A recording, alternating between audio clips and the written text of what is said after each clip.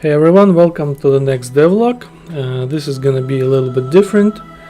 I'm just gonna show you current state of the game, what's changed, what's added, and what I plan to do. We're gonna see some combat improvements, movement improvements, and some new abilities, and I'm gonna show you a starting location. As you can see, it's still very early. Even character models are not in the game at the moment. I've improved movement animations a little. Now as you can see, the character aligns his feet along the ground properly. So let's check out some melee combat. I've aimed to improve a feel for every type of weapon and make it more distinct in the sequel compared to the original. Right now there are less amount of weapon types in the game, but each weapon type feels much more different than in the first game. The sword is quicker type of attack. The two-hand attacks is similar to the first game, which is more slow, kind of lumbering, but more damaging attack. And the two-handed hammer is completely different. It's very slow, but it packs a punch. It knocks back and knockdowns all enemies and does a lot of AoE damage. So it feels completely different from even two-hand attacks. And as you can see in the combat with our test enemy, it can absolutely demolish small type of enemies. Now about improvements with range combat. First of all, you can now slowly walk around when you aim without any type of abilities. And also you can learn and advance it passive ability from the archery tree, which gives you an option to attack without aiming, basically making it much more faster playstyle. The aiming is still being worked on, so when it works you can see that it's much more agile playstyle. Let's check out spear. It's a little bit different from compared to the first game. It's a little bit quicker and much more agile, and focuses on a batch of quick attacks. By the way, don't look at the numbers because the numbers are still being calculated. Let's quickly check out also two daggers, which are works basically the same as the first game with a bunch of quick attacks. And you can now also use two dual swords without learning any passive abilities, just only if you have 3 strength and 2 agility.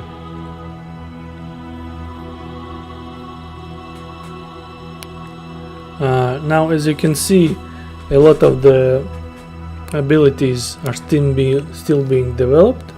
There isn't much in the game,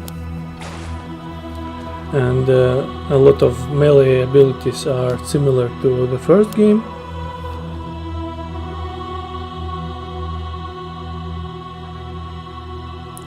But there are also some changes. For example, in Whirlwind ability, you can use it similar to the first game, or you can use it constantly by channeling it.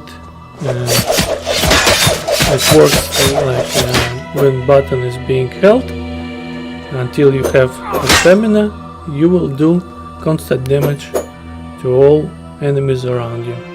Also, I wanted to show you how staffs work now.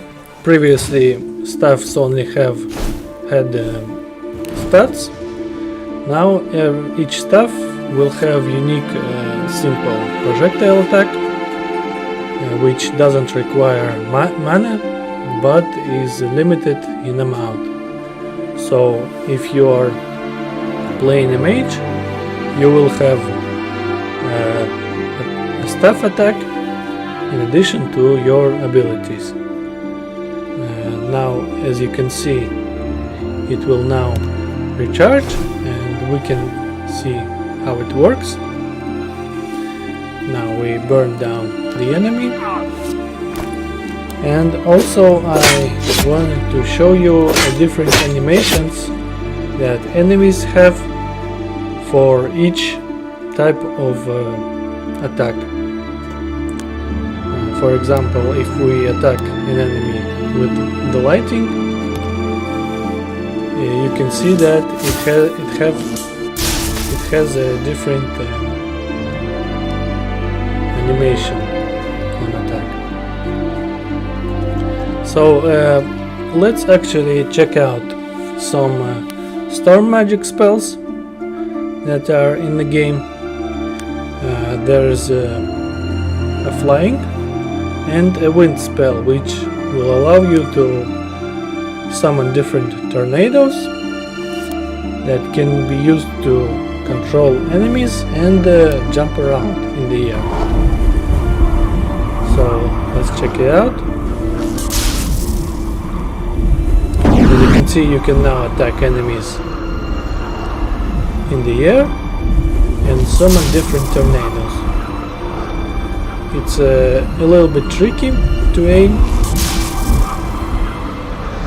and also costs a lot of mana, but you can be very agile and attack a lot of enemies from the top. Now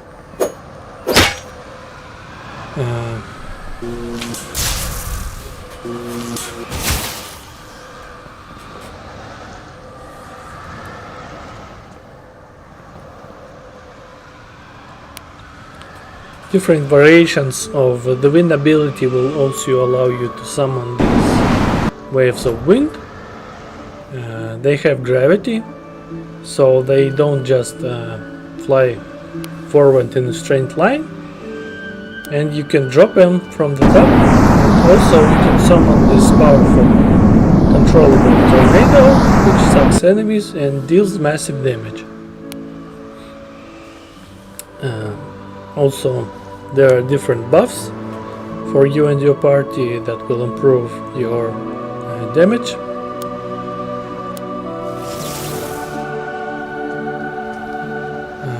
Now, let's check out how summons and some leadership abilities work. Now, in leadership, simple commands now work similarly to the V button in the first game. You can now command your summons and regroup them without using additional buttons. And also I'm working on the squad mode. It's very early, very janky at the moment, but you can see that they are trying to form a formation, and they will attack when you attack, and you will also be able to use different abilities in this mode and use your companions and summons much more effectively. It still requires a lot of work, of course, but as you can see, It has a lot of potential. Now let's get rid of these guys and run around the starting location. Here you can see there's a starting village. These spheres are supposed to be player houses that you can build with your friends. That's gonna be one of the dungeons with enemies and loot, of course. Now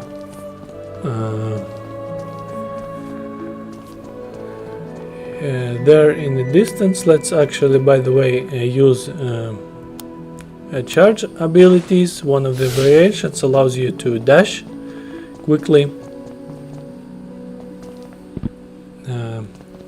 Now let's here in the distance you can see a tower which is inhabited by a goblin faction that you will be able to fight or join them in their conflict with the guards nearby. Here is the dam that is used by farmers in the region for their crops. Now, as you will see right now, in the distance there is the first major city of the game called Free City or Free Town. Like it's gonna be a separate location, separate zone with its own factions, mechanics, and quests. There you can see an outpost for the city guards, which are fighting the goblin faction. There in the distance you can see remnants of the ancient titans. You will be able to research these remnants and get some stories about them. Now overall the starting zone is quite large.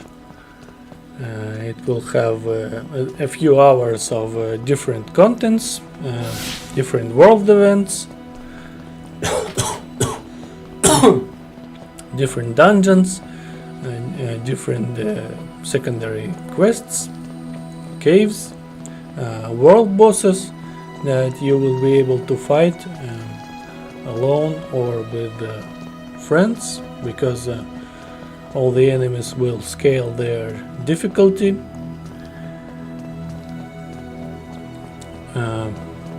With the amount of players on the server. Now let's check out some interesting, very cool thing about zone events. Let's get up this ladder, and you can see here are farms with the crops. That's gonna be farmer houses. Now one of the things that I talked about world events, that the fact that they can change the zone very drastically. Now you can see here's a dam and the river that flows and powers it. Now during one of the faction events you will be able to destroy the dam, and here's what will happen. As you can see, the water is completely filled the area. The tower there now has a new dungeon accessible, and there will be new events, new world enemies. There will be water elementals appearing all around the area, and also I'm gonna spoil one little cool thing. Now as you can see, the level of this river is got lower and it revealed this hidden cave, hidden dungeon below the starting village. Now what we have here is still a very early version of the game. There's a lot to still be added, and I'm working right now on adding new basic mechanics and filling the starting zone to prepare for perhaps a few small closed tests in which I will invite people who are willing. Now that is the current state of the game. Thank you for your support. Stay tuned for future devlogs. Add Guidonia 2 to wishlist and take care. Bye bye.